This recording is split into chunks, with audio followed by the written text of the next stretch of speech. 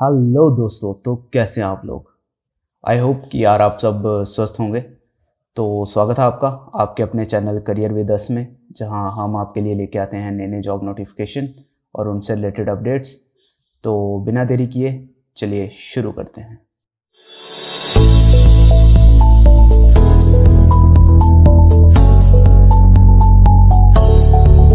तो यार आज जो हम बात करने वाले हैं ये किसी जॉब नोटिफिकेशन के ऊपर बात नहीं करेंगे। आज जो बात है ये टोटली डिफरेंट होने वाली है। और एक्चुअली यार हमने थोड़े दिन पहले एक वीडियो पोस्ट करा था एफकैट से रिलेटेड। तो वहाँ पे नीचे कमेंट सेक्शन में बहुत सारे डाउट्स थे, कुछ सिलेबस के बारे में या पैटर्न के बारे में कि एफकैट का सिलेबस क्या रहता है, इसका पैटर्न क्या रहता है। तो हमने सोचा कि यार क्यों ना ऑल इन वन एक वीडियो बना दिया जाए। और ये मेरा प्रॉमिस आपसे कि आज की वीडियो के बाद आपके पास कोई भी एफकैट से रिलेटेड डाउट नहीं रहेगा। अपनी तरफ से तो हम पूरी कोशिश कर रहे हैं कि आपके पास कोई भी डाउट ना रहे एफकैट से रिलेटेड। और यदि फिर भी आपको कोई डाउट आता है तो आप कमेंट सेक्शन में पूछ सकते हैं हमें। तो यार आज का जो वीडियो है इसको बेसिकली मैंने 5 पार्ट में डिवाइड करा हुआ है। और 5 पार्ट इन द सेंस कि 5 स्टेप में हम इसको समझेंगे। सबसे पहले तो हम समझेंगे ओवरव्यू या इंट्रोडक्शन, जिसको आप बोल सकते हो एफकैट का। सेकंड स्टेप में हम बात करेंगे एलिजिबिलिटी क्राइटेरिया और सिलेक्शन प्रोसेस की। थर्ड पार्ट में हम बात करेंगे एग्ज़ाम पैटर्न क्या रहता है और क्या मार्किंग स्कीम रहती है। फोर्थ पार्ट में हम बात करेंगे सिलेबस के बारे में। और last but not the least थोड़े से इंपॉर्टेंट इंस्ट्रक्शंस और पॉइंट्स के बारे में बात करेंगे। तो चलिए यार इंट्रोडक्शन से स्टार्ट करते हैं। तो अगर मैं एफकैट की बात करूं तो एफकैट बेसिकली एफकैट का जो फुल फॉर्म रहता है वो रहता है एयरफोर्स कॉमन एडमिशन टेस्ट। और ये एयरफोर्स अथॉरिटी के द्वारा ही कंडक्ट करवाया जाता है। साल में 2 बार आपका ये एग्ज़ाम होता है। और बेसिकली ये एग्ज़ाम करवाया जाता है मेनली 3 ब्रांचेस के लिए करवाया जाता है, एक फ्लाइंग, एक टेक्निकल और तीसरी जो है वो नॉन टेक्निकल। अब ये जो टेक्निकल और नॉन टेक्निकल हैं ये ग्राउंड ड्यूटी में आते हैं, और जो फ्लाइंग सर्विसेज हैं ये आपके जितने भी पायलट वगैरह होते हैं ये सब उन कैटेगरीज में आते हैं। तो यार चलिए आगे बात कर लेते हैं एलिजिबिलिटी क्राइटेरिया और सिलेक्शन प्रोसेस के बारे में। तो एलिजिबिलिटी के लिए आपके पास सबसे पहले तो ग्रेजुएशन होनी चाहिए, ठीक है ना। अगर आप नॉन टेक में जाना चाहते हैं या फ्लाइंग ब्रांच में जाना चाहते हैं तो आपके पास कोई भी बैकग्राउंड किसी भी डिसिप्लिन से बैचलर होगी तो आप एलिजिबल हो। और अगर आप टेक्निकल में जाना चाहते हो तो आपके पास बीई या बीटेक होना कंपलसरी है। तो यार एज लिमिट की अगर मैं बात करूं तो फ्लाइंग के लिए 20 से 24 के बीच में एज लिमिट है। और अगर मैं ग्राउंड ड्यूटी की बात करूं तो 20 से 26 के बीच में रहता है। तो बेसिकली यहाँ पे 2 टाइप के कमीशन होते हैं, एक परमानेंट कमीशन रहता है और एक शॉर्ट सर्विस कमीशन रहता है। अब ग्राउंड ड्यूटी वालों के लिए जो शॉर्ट सर्विस कमीशन रहता है वो 10 ईयर्स का रहता है, और फ्लाइंग ब्रांच के लिए जो यहाँ पे शॉर्ट सर्विस कमीशन रहता है वो 14 ईयर्स का रहता है। तो आगे के प्रोसेस की अगर हम बात करें तो यहाँ पे जो मैन और वुमेन दोनों के लिए ये बेसिकली एलिजिबल होते हैं। और अगर मैं इसकी फ्लाइंग ब्रांच की स्पेशली बात करूँ तो इसके लिए आपको एक टेस्ट देना पड़ता है जिसको PABT बोलते हैं, यानी कि पायलट एप्टीट्यूड बैटरी टेस्ट बोलते हैं। और अगर आपने एक बार इस टेस्ट को दे दिया हुआ है तो आप दूसरी बार एलिजिबल नहीं होते हो, क्योंकि ये टेस्ट आप पूरी लाइफ में एक ही बार दे सकते हो। अगर आप एक बार डिस्क्वालीफाई हो चुके हो तो आप एलिजिबल नहीं होते हो फ्लाइंग ब्रांच के लिए, अदरवाइज़ बाकी वालों के लिए आप एलिजिबल हो। तो यार अगर थोड़ा सा फिजिकल स्टैंडर्ड की तरफ देखूं तो 1.6 किलोमीटर आपको कंप्लीट करनी होती है 10 मिनट में, जो मेरे को नहीं लगता कि कोई हार्ड टास्क है। और 10 पुशअप्स और 3 चिनअप्स रहते हैं। और अगर मैं सिलेक्शन प्रोसेस की बात करूं तो सबसे पहले आपको एग्ज़ाम होता है रिटन। और रिटन में भी आपको आगे मैं बताऊंगा कि 2 टाइप के रिटन होते हैं, ठीक है ना। एफकैट तो कंपलसरी होता है, लेकिन एक और भी होता है इनका EKT करके। और 2 टाइप के रिटन रहते हैं। और उसके बाद आपका इंटरव्यू रहता है, ठीक है। इंटरव्यू आपका जो SSB जिसको हम बोलते हैं, बेसिकली वो एयरफोर्स सिलेक्शन बोर्ड जो होता है वो कंडक्ट करवाता है आपका SSB। और उसमें ये जो रनिंग वगैरह जो मैंने फिजिकल बताया ये सब उसी के अंदर इंक्लूड रहता है।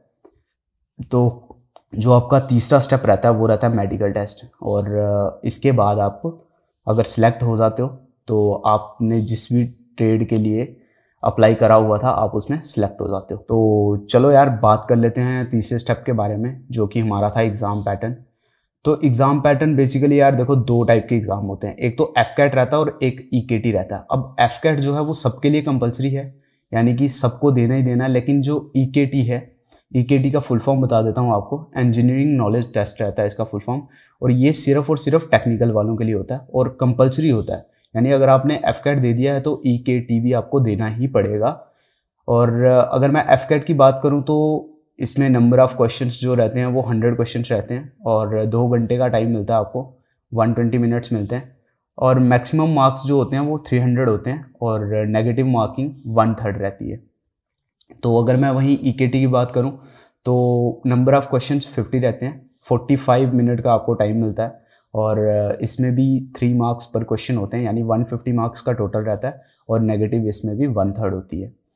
तो यार अगर ओवरऑल बात करूं तो 450 टोटल मार्क्स होते हैं टेक्निकल के लिए, और बाकी अदर के लिए जो टोटल मार्क्स हैं वो 300 रहते हैं, और नेगेटिव जो है वो यहाँ पे 1/3 ही रहती है। तो चलो यार फोर्थ स्टेप के बारे में बात करते हैं। तो जो हमारा फोर्थ स्टेप है वो है सिलेबस।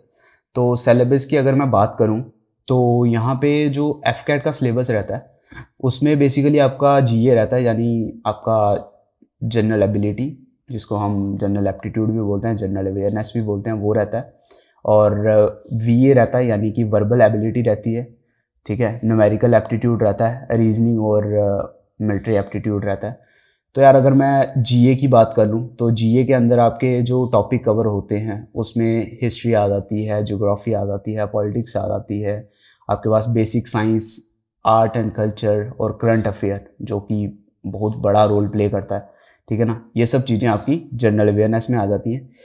तो अगर मैं वर्बल वाले पार्ट की बात करूं तो वर्बल के अंदर आपको बेसिकली कवर करना रहता है vocab, synonyms and एंटोनियम्स, sentence completion और रीडिंग कम्प्रिहेंशन, और इसके साथ साथ में जितनी भी आपकी इंग्लिश की ग्रामर है वो सब आपको कवर करनी रहती है। तो अगर मैं ग्रामर की बात करूं तो यार सबसे ज़्यादा टेंसेस से रिलेटेड यहाँ पे क्वेश्चंस देखने को मिलते हैं। तो नेक्स्ट जो पार्ट रहता है वो रहता है न्यूमेरिकल एबिलिटी का। तो न्यूमेरिकल एबिलिटी में आपके जो मेन टॉपिक हैं उनके नाम मैं बता देता हूँ। बेसिकली अलजेब्रा हो गया, टाइम एंड वर्क हो गया, ठीक है ना, स्पीड हो गया, डिस्टेंस हो गया, स्पीड डिस्टेंस टाइम, फिर एवरेज हो गया, रेशियो एंड प्रोपोर्शन हो गया, परसेंटेज हो गई, प्रॉफिट एंड लॉस, इस तरह के जो भी आपके टॉपिक रहते हैं ये कवर होते हैं न्यूमेरिकल एबिलिटी में। तो यार यहाँ पे जो जनरल अवेयरनेस है वो ऑलमोस्ट आपका 20% जो एग्ज़ाम के क्वेश्चंस होते हैं उनको कवर करती है, और वर्बल 30% क्वेश्चंस को कवर करती है। तो अगर वहीं पे मैं न्यूमेरिकल एबिलिटी की बात करूँ तो ये 50% आपके पेपर का कवर अप करता है। तो यार रीजनिंग की अगर बात कर ले तो रीजनिंग के अंदर आपका Venn diagram, blood relation, sequence and series, pattern, analogy वगैरह वगैरह इस तरह के टॉपिक जो हैं वो आएंगे। तो अगर मैं इंजीनियरिंग नॉलेज टेस्ट की बात करूं तो इसके अंदर सबसे पहले तो यार आपको, आप किसी भी ब्रांच से हो, ठीक है ना, आपकी कंप्यूटर साइंस है, आपकी मैकेनिकल है, आपकी इलेक्ट्रिकल एंड इलेक्ट्रॉनिक्स है, तो आपको 3 चीज़ें तो करनी ही पड़ेंगी, ठीक है ना। ये कॉमन है, तीनों में आएगा, तीनों का ये सिलेबस में मेनली रहता है। ये आपका फंडामेंटल सिलेबस है। इसमें आपकी इंजीनियरिंग फिजिक्स रहेगी, इंजीनियरिंग मैथ्स रहेगा और इंजीनियरिंग ड्राइंग रहेगी। तो चलो यार आगे बात कर लेते हैं थोड़ा सा डिटेल के बारे में। अगर आप कंप्यूटर साइंस बैकग्राउंड से हैं तो आपको जो मेनली जिस पोर्शन से एग्ज़ाम में आएगा उसके बारे में बता देता हूँ। इंफॉर्मेशन टेक्नोलॉजी हो गई, नेटवर्क थ्योरी हो गई, एनालॉग हो गया, digital electronics, computer networks, switching theory and electronic devices. ये जो भी आपके टॉपिक हैं ये आपको कवर अप करने पड़ेंगे बिफोर एग्जामिनेशन। तो अगर मैं इलेक्ट्रिकल एंड इलेक्ट्रॉनिक्स की बात करूं तो आपको एनालॉग कवर करनी पड़ेगी, माइक्रोवेव इंजीनियरिंग कवर करनी पड़ेगी, डिजिटल इलेक्ट्रॉनिक्स कवर करनी पड़ेगी, electronic devices, telecommunication system, control engineering and electrical engineering, ये सब टॉपिक आपको कवर करने रहेंगे। तो चलो यार मैकेनिकल के बारे में थोड़ी बात कर लेते हैं। तो मैकेनिकल के बेसिकली जितने भी फंडामेंटल सब्जेक्ट्स हैं जैसे कि थर्मोडायनेमिक्स होगी, अब फ्लूइड मैकेनिक्स हो गई या फिर हाइड्रोलिक मशीन्स, ठीक है ना, इंजीनियरिंग मैकेनिक्स हो गई, material science and engineering, manufacturing, machine design या फिर ड्राइंग, ये सारे के सारे जो भी टॉपिक हैं ये आपको कवर करने रहेंगे। तो चलिए यार आगे बढ़ते हुए लास्ट स्टेप की तरफ बढ़ते हैं। तो यार लास्ट स्टेप में ये बेसिकली इंपॉर्टेंट इंस्ट्रक्शंस हैं, ठीक है ना। तो यार यहाँ पे जो आपका पेपर रहेगा वो ऑनलाइन मोड रहेगा, ठीक है। इंस्ट्रक्शन नंबर 1 तो ये हो गई कि आपका जो पेपर है वो ऑनलाइन मोड रहेगा और ऑब्जेक्टिव टाइप रहेगा, ठीक है ना। ऑब्जेक्टिव टाइप क्वेश्चंस रहेंगे और सब्जेक्टिव नहीं होगा, ऑब्जेक्टिव टाइप ही होगा, और मोड प्योरली ऑनलाइन रहेगा और इंग्लिश में रहेगा। यहाँ पे यार अगर कोई हिंदी मीडियम है या फिर हिंदी बैकग्राउंड से है तो उसको यहाँ पे डिफ़िकल्टी थोड़ी फेस करनी पड़ सकती है, क्योंकि यहाँ पे जो इनका एग्ज़ाम का मोड है वो टोटली ऑनलाइन रहने वाला है और इंग्लिश में रहने वाला है।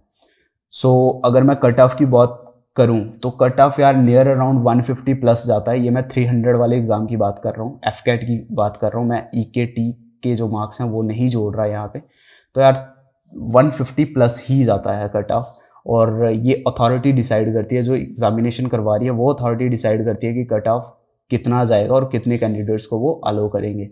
तो यार यहाँ पे पोस्ट जो होती हैं वो every 6 month near around 300 plus post निकलती रहती हैं। और एक और चीज़ इंपॉर्टेंट पॉइंट जो मैं आपको बताना चाहता हूँ वो ये कि इन एग्ज़ाम में आप कैलकुलेटर यूज़ नहीं कर सकते। जी हाँ, कैलकुलेटर अलाउड नहीं है। कोई भी आप मैथमेटिकल टेबल लेके नहीं जा सकते, जैसे लॉगरिथमिक टेबल रहते हैं, उस तरीके की कोई भी चीज़ आप यूज़ नहीं कर सकते ड्यूरिंग एग्जामिनेशन। और किसी भी कंडीशन में आपका जो एग्ज़ाम है वो कोई और नहीं लिख सकता, क्योंकि जो आपका एग्ज़ाम है वो आपको ही देना पड़ेगा। अगर आपके पास कोई भी रीज़न हो, चाहे जितना मर्जी सॉलिड रीज़न हो, तो आपकी जगह कोई और एग्ज़ाम नहीं दे सकता। तो ठीक है यार, इसी के साथ आज का वीडियो हम ख़त्म करते हैं। आज की जितनी भी इन्फॉर्मेशन है वो ख़त्म करते हैं यहीं पे। तो यार फिर भी अगर आपको कोई डाउट रह जाए तो आप कमेंट सेक्शन में अभी हमें पूछ सकते हो, हम जितनी जल्दी हो सकेगा इतनी जल्दी रिप्लाई करेंगे। तो आई होप कि यार आपको ये जितनी भी जानकारी दी है आपको अच्छी लगी होगी और फ़ायदेमंद होगी आपके लिए, और अगर बेनिफिशियल है आपके लिए किसी भी एंगल से तो यार हमें कमेंट सेक्शन में बताइएगा।